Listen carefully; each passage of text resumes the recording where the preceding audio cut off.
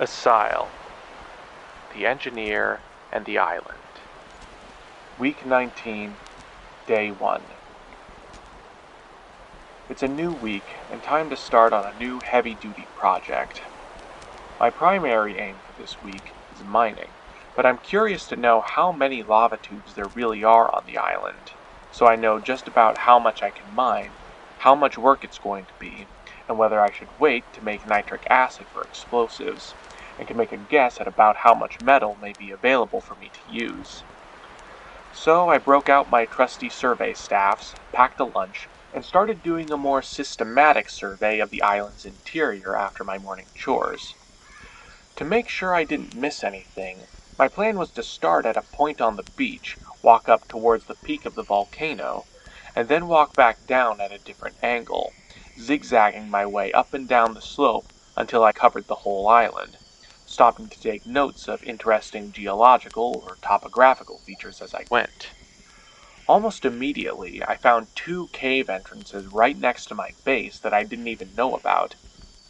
It just goes to show how much a few trees and bushes can hide, though at the same time, these entrances weren't exactly obvious, little more than rocky potholes until you take a closer look at them. With that in mind, I kept my eyes peeled for these kinds of features, which slowed me down a little, but in the process, I ended up finding a total of 8 potential cave entrances, in addition to the 2 I found at the Polynesian ruins, on the west half of the island. Once I reached the north shore, however, I had a nose around the old World War II bunker again, and while I was there, something caught my eye. There was broken and dying foliage on the path leading from the bunker to the beach.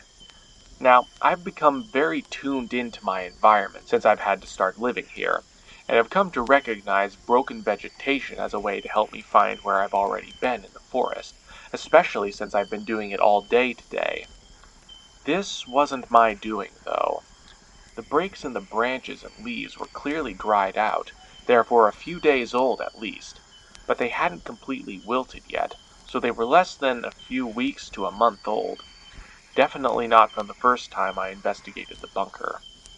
No doubt about it, someone else has been here. My blood ran cold for a second.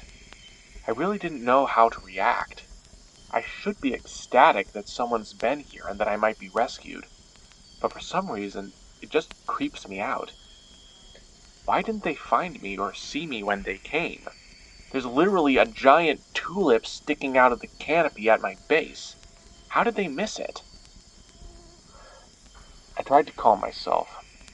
I thought maybe I'd made a mistake after all about those branches, so I started looking for more clues. When I went inside the bunker itself, I found that the dirt had been freshly disturbed. There were clear, treaded footprints in the dust on the floor. No mistake.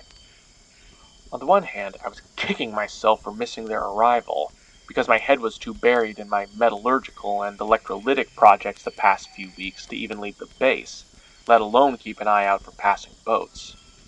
Maybe they even came while I was out mining last week, which would have been just my kind of rotten luck when it comes to other people. However, I calmed myself and recognized that the fact that they didn't see me tells me something about the conditions of their arrival. 1. They didn't come from the air, otherwise they would have seen the solar tower, therefore they came by sea. 2. They must have come and left within 10 or 20 degrees of due north, without sailing around the island at any time, because those were the only directions from which the top of the solar tower would have been blocked, namely by the peak of the island. Alternatively, they may have come at night. 3. Either of these options implies that they were here on business, not to have fun, camp out, or explore, possibly getting in and out as fast as possible to avoid being seen. That worries me. Knowing this, I adjusted my investigation, what kind of clues I was looking for, and how to interpret them. The grooves and wide swath of destroyed vegetation on the dirt path told me they were hauling something to the bunker too heavy or inconvenient to carry by hand. Otherwise, the swath would only have been as wide as a person's legs. It's about twice that. Whatever they brought here, they must have dropped it off temporarily and carried it back to the beach later, otherwise it would still be in the bunker. This line of reasoning caused me to notice another clue. There regularly appeared to be 3 or more parallel grooves in the dust in the bunker, telling me that they used at least 2 dollies of different sizes. Otherwise, I would see 4 grooves equally spaced apart. From this, I speculated that perhaps it was 2 different sets of people coming to the island, one dropping something off at the bunker, and another with a different dolly picking it up. The island is almost comedically small, and out of the way of normal shipping lanes, so this leads me to suspect that the visitors to the island were smugglers of some kind. It's not a bad plan, actually. One boat picks up the contraband and drops it off here so that they don't look suspicious when they come into port, or so that they don't have anything for the Coast Guard to inspect if they're searched. Then the client or middleman picks it up days or even weeks later so they don't look like they're affiliated with each other. Now I'm not so upset that I missed them, because while they may have been happy to rescue a modern-day Robinson Crusoe from their secret stash, from their perspective, delivering me back to civilization would make me a witness to their crimes, so it would be in their interest to silence me here, where no one would notice, either leaving me stranded or, more likely, just killing me and not even bothering to bury my body.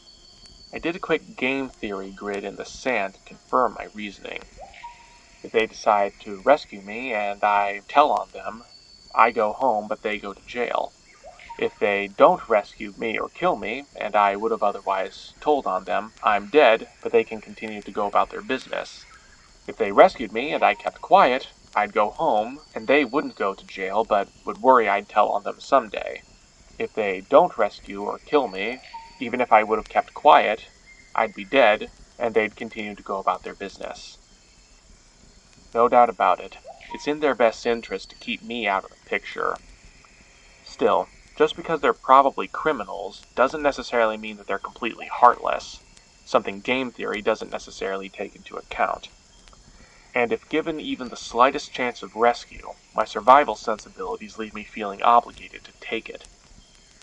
However, I need to test their intentions first, assuming they ever come back, so I took a bit of paper from my journal and left a note under a conspicuous rock in the middle of the bunk room, which I presumed to be their stash, saying, "Hello, neighbor. Sorry I missed you while you were out. I got stranded here a few months ago and was wondering if you could give me a lift back to the mainland.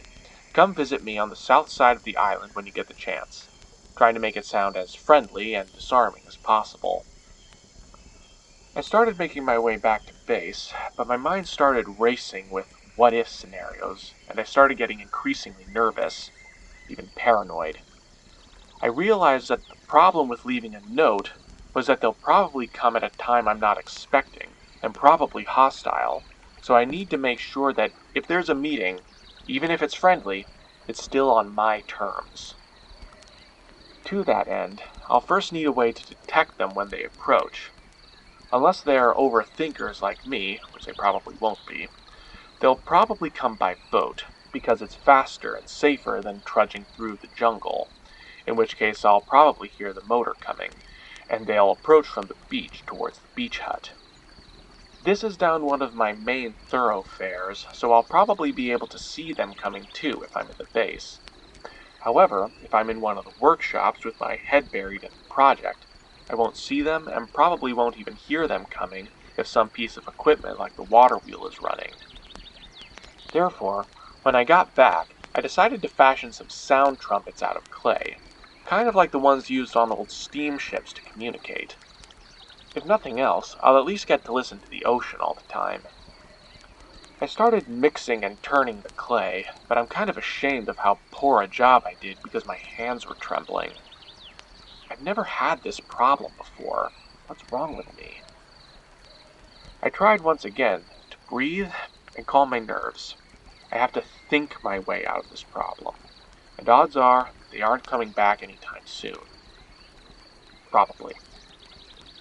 After all, I've gone this long without seeing anyone. They couldn't have visited that many times and missed me every single time. Then I realized I hadn't actually eaten lunch yet, and that was probably contributing to the shaking. So I stopped, ate, and got an idea to run back to the bunker and replace the rock with a small pot of dried figs like a housewarming gift, because I'm a fastidious nut that way and have probably been trapped alone on an island too long. Having run some of the nerves out of my system, I finished the hearing trumpets and left them out to dry overnight. However, I could tell I was acting silly.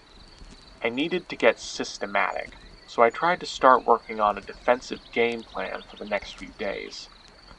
The trumpets will probably not be enough, especially if I'm in the middle of running some loud machinery, so to complement them, I remember how much noise it made back home to walk on a gravel path, so I can gather up some pumice from around the island and make a proper path down to the beach and around the base, which will make a very loud crunching sound. They'll think it's decorative like so much of the rest of my base. Collecting all of these rocks, even if they are easy to find on the beach, is going to be a matter of several back-breaking days, so I scheduled it in. If each rock is about 2 to 3 centimeters big on average, and the path is, say, 30 feet long between the base and the shore, and about 5 feet wide, and my wheelbarrow is 2 feet by 3 feet by 1 foot, then I'll need 12.5 cubic feet of pumice gravel, or only about 2 wheelbarrow loads. If it takes 5 minutes to load, 5 to transport, and 5 to spread, I'd still be done in half an hour, so this may not be as big a job as I thought. If I wanted to gravel the entire base, though, that'd be more like a 30 by 45 foot area, or 18 loads, or about 4.5 to 5 hours. I'm not sure yet how important it'll be for me to hear them coming, since if they're inside the base crunching around, it's probably already too late. So for now, I'll stick with the path from the beach hut. To make sure they stay on the path, though, I'll need to either make a fence or plant some shrubbery to act like one. If I can set it up all around the base, this would also limit any ability for them to sneak up on me from the forest. Next, if I'm inside one of my buildings when they approach, and they are indeed hostile, I'll need a way to keep them out, so I must build some doors, probably out of wood because reinforcing them with clay would probably make them too heavy to turn and be brittle anyway. I added this to the to-do list. As a final precaution, however, I need not even sleep in any of my buildings. As I mentioned, it's quite likely that they'll come in the middle of the night, and I tend to be a hard sleeper, so I'd be easy to ambush that way. Instead, I can build a backup shelter in one of the nearby lava tubes, so I can watch them from a distance and see what they do. If they mean well, they'll either hang around or leave a note. If they mean harm, they'll probably do something to damage my equipment so it's harder for me to survive or escape, like sabotage my food supply or sink my boat. That means I'll need to make a fence to protect the former, and I'll need to hide the latter. I feel better now that I have a plan in place, but the panic has still taken a lot out of me. And at this point, I could barely bring myself to move at all, so I just sat there and rested, my mind blank from emotional overload for a couple of hours, until the sun set, and I felt like I could move again.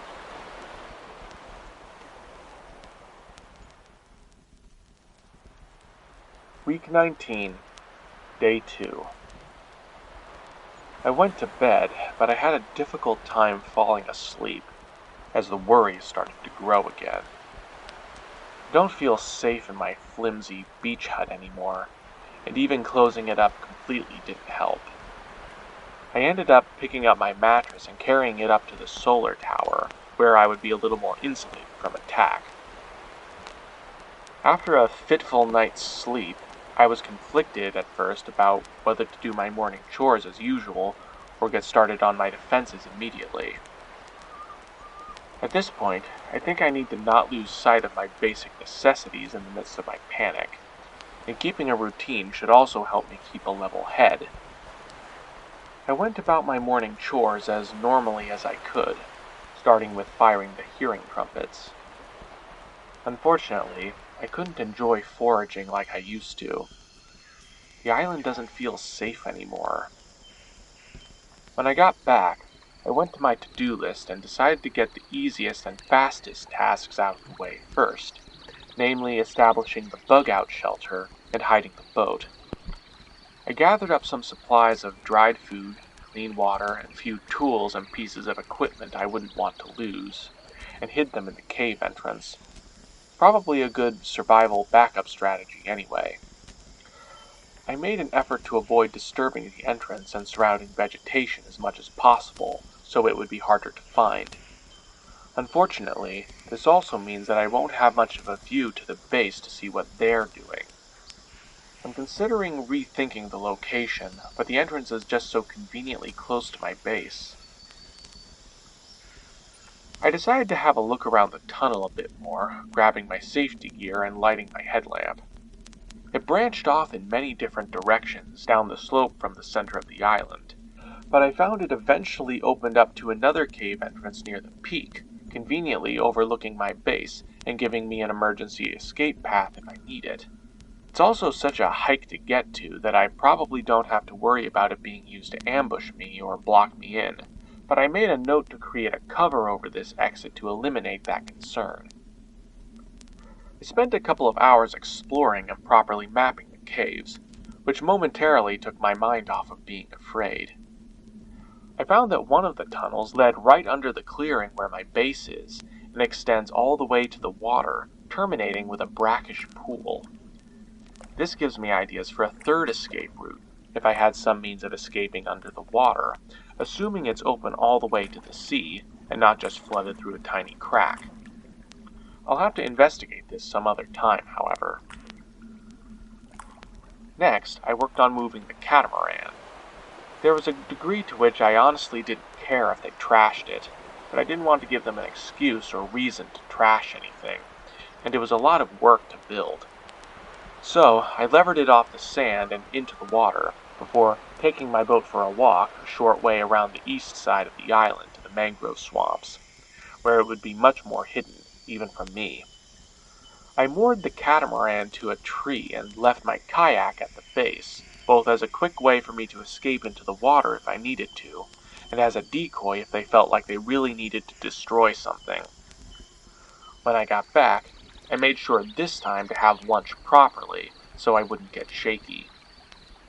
After that, I decided to get started on that gravel path, taking my wheelbarrow and searching the edge of the beach for pumice. Fortunately for me, it was relatively easy to collect, because the air bubbles in them make them less dense than the sand, so they get pushed up to the edge of the beach by the tide and waves. It didn't take me more than an hour to get enough, and to spread it across the path through the forest between the beach hut and the main plaza of my base. I absolutely hate the sound of having to walk on it, but it did prove as noisy as I'd hoped, and unsettling enough for me to probably take notice. By the time I was done, so were the hearing trumpets, so I gave them some time to cool before installing them in the windows of the kitchen, workshop, and lab, and aiming them towards the beach. I don't need one for the beach hut because it's in front of the path, and if I'm in the tower when they come, I'll be in a much better position to see and hear them anyway. I set up one of my timers on the path to test whether the trumpets worked as intended, and it turns out that yes, I could hear the timer better with the trumpets nearby than without, though perhaps not as well as if the trumpet was up against my ear all the time. It's still practically useless for the workshop, though. I had a few more hours to kill before the end of the day, so I figured I'd better at least get started on some of the bigger tasks I would have this week fortifying the base. Up to this point, every time I've cut down a piece of bamboo for a project, I've been saving the tips and cutting them into multiple pieces to propagate them, because they're largely useless to me, and so that I can give back to the island more than I take from it.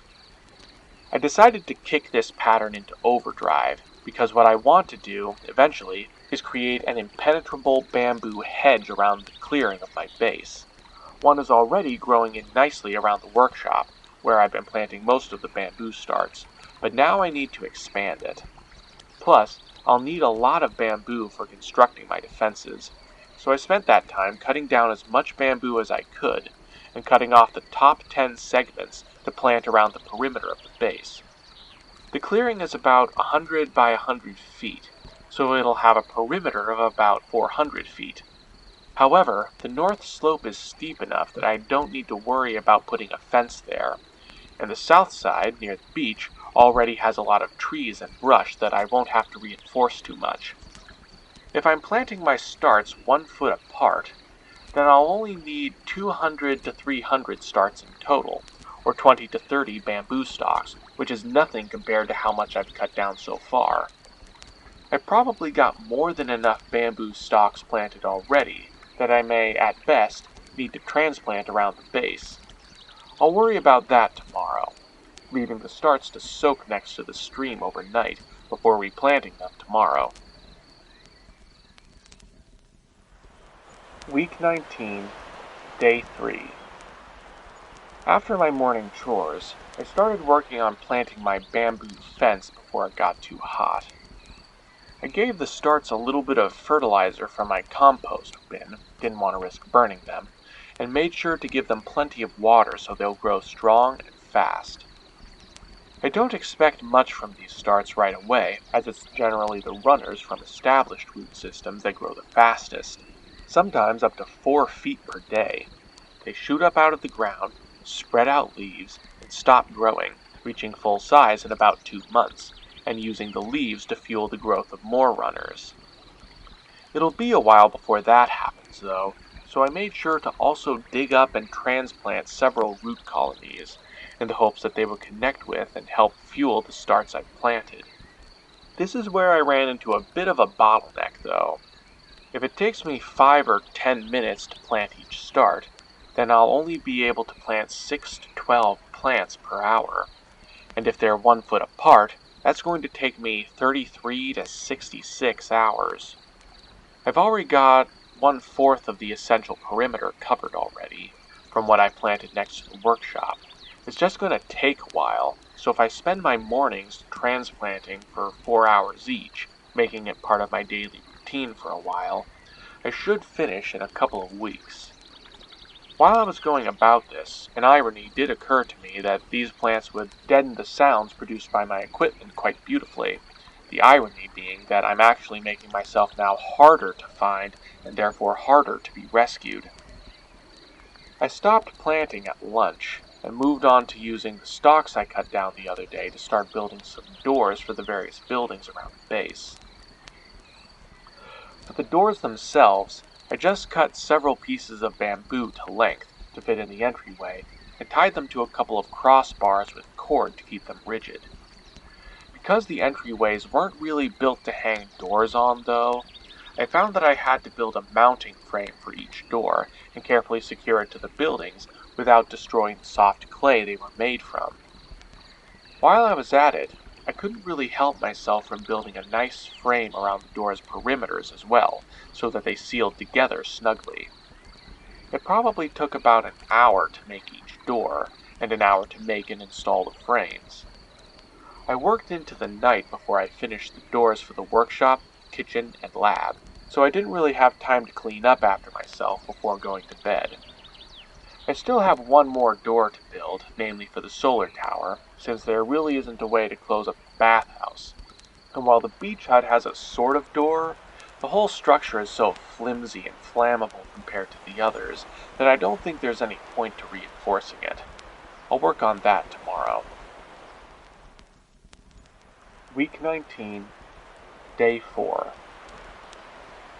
After doing my morning chores and planting my bamboo fence in the morning, I got back to work on the doors after lunch, quickly finishing the solar tower door and then spending the remainder of the day building bamboo shutters to cover and lock the windows of the workshop, kitchen, and solar tower so no one can get in or see me through them if I'm inside. Otherwise, not much to tell about today. I found a nice spider while I was planting bamboo this morning, though. Week 19, Day 5. I repeated the same routine as yesterday, chores in the morning and planting bamboo until lunch. I noticed, though, that the doors and shutters help keep in some of the cool of the night if I leave them open all night and close everything up during the day, so that should at least make my life a little more comfortable in that regard. Once I reached the afternoon, I decided to start working on something more sophisticated for my doors, because it's one thing to be able to close them, and it's another thing to keep out someone who wants to get in. At first, I just built a simple locking bar for each door, since I figured I wouldn't need anything more complicated than that, because the only time I would need to lock my doors would be when I'm behind them. But as I fiddled with it, I realized it is possible to squeeze a small stick through the gaps, albeit with some difficulty, and raise the locking bar from the outside to get in. Also, I won't be able to protect buildings whose doors have been left open if I'm locked inside another. To that end, I decided to work on building some actual locks for my doors. The first one I experimented with was a simple rotating handle, like a doorknob, that lifts up the lock bar as you turn it. However, by itself, it didn't fix the picking issue I built it to get around. So I cut a little slot in the lock bar and put a peg in the doorknob, so you have to turn the knob to raise the bar. Next, I needed to make a key, and I had an idea for one inspired by some of my mist likes that'll make the doors nearly impossible to open even if you have it. I took a narrow piece of bamboo and drilled holes in it, into which I slid several small but sturdy sticks. I put marks on these sticks and left them loose enough to slide up and down in the key shaft, such that it effectively functioned as both a key and a combination lock, based on how high or low you slide each of the teeth. I can even remove teeth as part of the combination.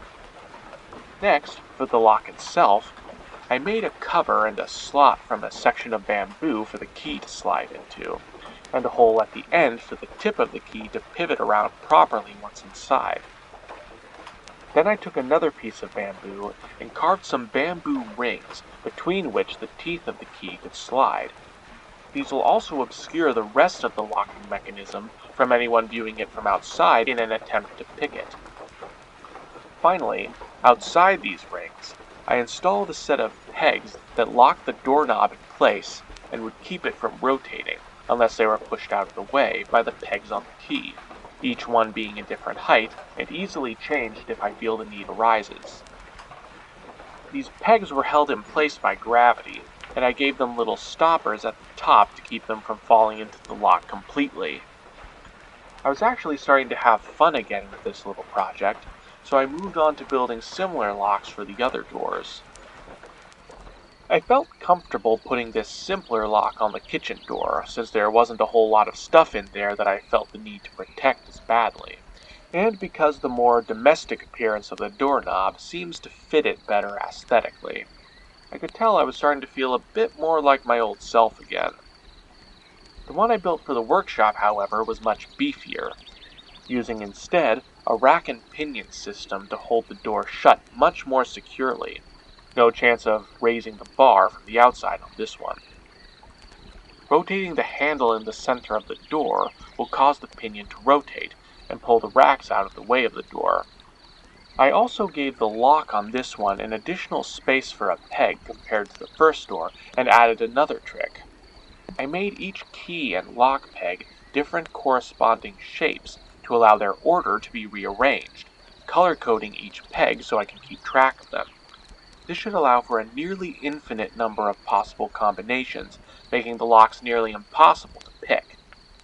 At the same time, this will make it harder for me to get inside my own buildings quickly, but the way I see it, there's never going to be a reason to get inside fast. If I come under attack, I'm going to bolt for my bolt hole instead of fiddling with keys. That brought up one more issue, though, of needing to be able to close up the base quickly if I realize someone's coming. Most of the windows will be closed during the day anyway, and as for the doors, it'll take some time to close and relock them all if I realize someone's coming, so I came up with some mechanisms to make them self-locking and self-closing quickly before evening fell. To make the doors close on their own, all I had to do was make a couple of simple pulleys and tie them to the tops of the doors with a weight on the other end, so that once the doors are opened, the weight will pull them closed again. I kind of assume this is how the pressure plates work for auto-closing doors in Minecraft. As for auto-locking, it was simple enough to wrap a rubber band or cord torsion spring around the handles of the locks to make them switch back to being locked once I stopped turning them. The problem with this, though, was that the lock bars would also stop the doors from completely closing once they'd been unlocked and opened. This made it more convenient for getting between buildings without having to unlock them every time, but it would also force me to lock everything up manually, which isn't something I wanted to waste time on. Instead, I made a little catch on the locks that holds them open once unlocked with a satisfying click, and I added a little button on the outside that opens the catch and lets the door lock. All I have to do now is run around and press the buttons on the doors to lock everything up. These mechanisms were quick and easy to build and install, so I knocked them out on 2 of my doors before the end of the day. Week 19, Day 6. After doing my morning chores and planting bamboo all morning, I got back to work on the locks and doors for the lab and solar tower, which I started looking forward to. I kind of like the idea of making a unique lock for each door, again like my mislikes, but it's hard to argue a good reason for this, except for slowing down a pursuit. This would require getting the bad guys somehow invested in solving puzzles, and preventing brute force from being an option. But that would require basically leaving a breadcrumb trail through all the buildings leading from one to the other, promising to lead eventually to me, which isn't really what I want to do. Maybe it would demonstrate patience on their part, that trying to find me and save my life is worth the time and effort of understanding them. That's kind of what I realize I want from people in real life, but it hasn't happened yet. This also doesn't preclude the option of them considering the effort to find me so they can kill me worth the time and effort. Furthermore, it would be inconvenient, if fun, for me to have to solve a puzzle every time I wanted to get into one of my buildings, and the rigmarole I made up with the key makes things inconvenient enough. So for the moment at least, I just made more of the same kinds of locks I made yesterday, namely the rack and pinion ones, because they were much stronger than the rising bar lock, and I didn't want them to be able to break the door down. I made sure to write down all the combinations for each lock in my journal, and carry a copy on my person, because there'd be no way for me to remember all those combinations otherwise.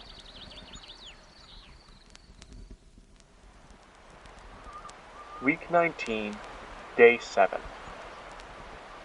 This is supposed to be my Sabbath, but I can't bring myself to truly rest, in spite of how exhausted I feel. This is ridiculous. I can't have fun anymore. I've been spending the entire week looking over my shoulder, stopping at every sound, afraid that someone is sneaking up on me. I really need to relax. I need a distraction. To most people, the prospect of seeing other people again would be a relief, but I'm almost unsurprised that it only brings me more stress. In some ways, this paranoia is little different from the low-key stress I always felt at home, having to hide myself and my delights from other people. The only difference now is one of scale, because before I only had to worry about people breaking my heart. Now I have to worry about them shooting me through it. I thought about this some more, though. If they saw me and didn't shoot me on sight, it would be easier for them to trick me into coming onto their boat and killing me there where I wouldn't have any of my tools to help defend myself, and where I would be outnumbered in close quarters. Being smugglers, sneaky is probably their preferred method of getting what they want, and I have no defense against that except distrust. But that also means I can't ask them for help either. It's a vicious logical paradox that's beginning to drive me to distraction. There is no solution. I can't trust them, at least not without more information. And I wouldn't be able to survive a months-long paranoid trip on a boat back with them, even if they were nice. They'll probably keep coming here as long as I don't interfere with their business, so this could give me the opportunity to watch them and gather more information. Unless I become critically injured, It's not like I need to get off the island as quickly as possible, and even if I was in that situation, they wouldn't be able to get me to a hospital fast enough anyway. My best strategy at this point is therefore to get more information about them, and to test their character if possible. This gets me thinking about the fact that what I really need is a way to see or hear them coming, to be preemptive instead of reactive, which will certainly help me be less paranoid. It now crosses my mind that I could have potentially bypassed all this rigmarole with sound trumpets in every building by building a single sound trumpet at the bunker that could transmit all the way back to my base. It would have to work a lot like a tin can telephone, perhaps using a pipe filled with water to help conduct the sounds, and maybe even with a rubber diaphragm to aid transmission. However, the pipe would have to follow the island's perimeter in order to stay at the same elevation the whole way, to prevent hydrostatic pressure from building up in the pipe that could cause it to leak, rupture, or distort the sound. If the island is about 0.25 kilometers in diameter, and the bunker is just about on the opposite shore of the island from my base, then the pipe would have to cover about half the circumference, or 392 meters. Let's just call it 400 meters. I decided to set up a little experiment to see how practical an acoustic telephone all the way to the bunker was going to be. First, I hollowed out a piece of bamboo and lined it with rubber to make a new set of pipes. I left it to dry before conducting another experiment. I needed to get an idea of how far sound can travel in water before it can't be heard anymore. So to make it easy on myself, I just removed one of the clickers from one of my clocks and attached it to my submersible pump to create a consistent signal. Though it was tricky trying to attach this to a moving pump underwater while holding my breath and straining to see through the salt water. I knew this wouldn't be a perfect test of how well the acoustic telephone would operate, because the sound waves were going to travel in all directions, rather than being focused in one direction, weakening them the further out you travel. However, I believed I could compensate for this mathematically. The energy of the clicker's sound wave was going to travel out in a sphere through the water, and thus the energy was going to be distributed across the surface of that sphere, weakening proportionally to distance, i.e. loudness far away equals loudness up close divided by 4 times pi times the distance squared. Actually, it would be twice that, since the clicker was near the surface, and sound doesn't like to move into different mediums, therefore distributed over a half sphere. L2 equals 2L1 over 4 pi r squared. Therefore, the distance underwater at which I can't hear the clicker anymore, times the surface area of a half sphere that radius, should tell me about at what distance I shouldn't be able to hear the signal through the pipe anymore. If nothing else, it was an excuse to take a swim in the sea, so after I set up the clicker, I swam away and put my head underwater to listen for it. I could actually hear it a surprising distance away, and once I was certain I couldn't hear it anymore, I put a flag on the beach at that distance. I used my measuring tape and survey staffs to determine how far away the flag was on my map. I needed to square this value, and while I kind of wish I had that complicated parabolic calculator I thought of, it was still pretty trivial to calculate on my linear calculator. Once I was done crunching the numbers, I found that the sound attenuation in seawater was actually very small, about 0.7 decibels per kilometer. Even if my math is off by a factor of 10, I could probably still compensate by using a sound trumpet at the listening end to amplify the signal. I stopped for lunch and tried thinking about other defensive actions I could take, but my brain was just too fried to think of anything else. And though I rested for about an hour, eventually restlessness got the better of me, and I started planting bamboo for my fence again, despite being in the heat of the day.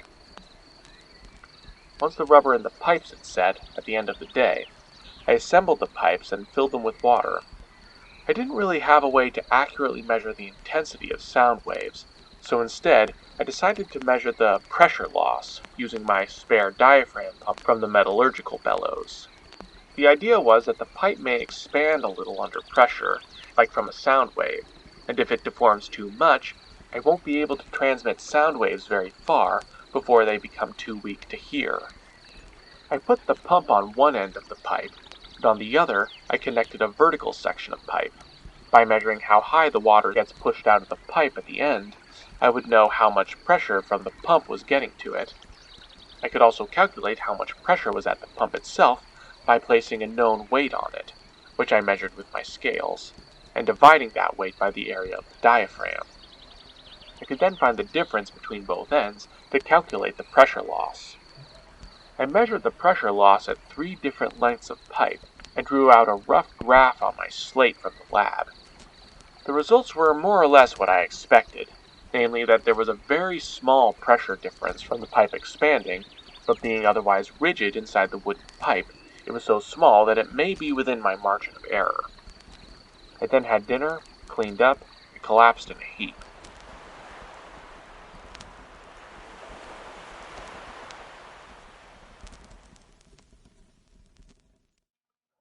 Blooper Reel!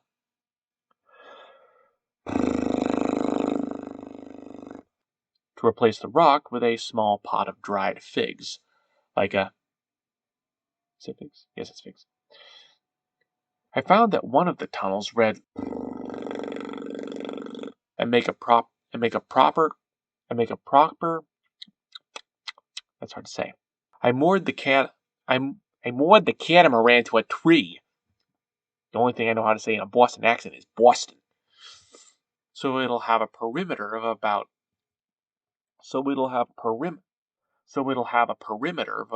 about 400 feet, and then spending the remainder of the day building bamboo shutters to cover. And because the more domestic appearance of the doorknob seems to fit it better aesthetically. Excuse me. And because I made each key peg a different length and used different increments to allow their order to be rearranged. Color coding each peg so I can keep track of them. This should allow for a nearly infinite number of possible combinations, making the locks nearly impossible to pick. I feel like that needs some adjustment. Hold on. Try again. Where was I? After Oh,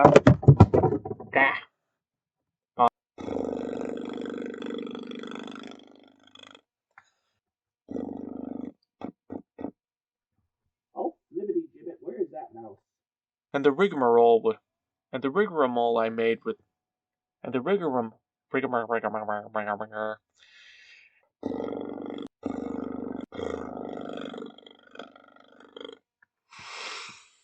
I put the pump on one end of the pipe, and on the other, and where I would be outnumbered in close quarters. I needed to square this value, and while I kind of wish I had that more complicated and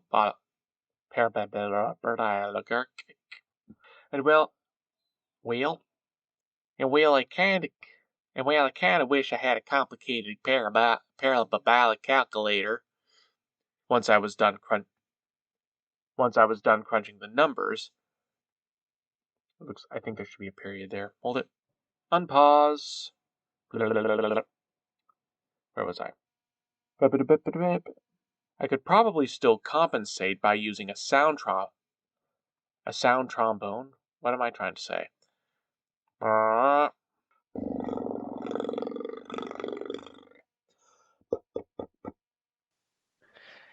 Hey there. Thanks for listening all the way to the end. If I haven't made it too obvious, I kind of have a problem with social anxiety. You'd think that being trapped alone on a deserted island for a few months would have dulled that phobia a little, but apparently it's just as strong as ever. Making these videos has kind of been my overcomplicated way of trying to overcome it. So it really helps me out to know that someone's watching them and not lying in wait to tear me to shreds, so far.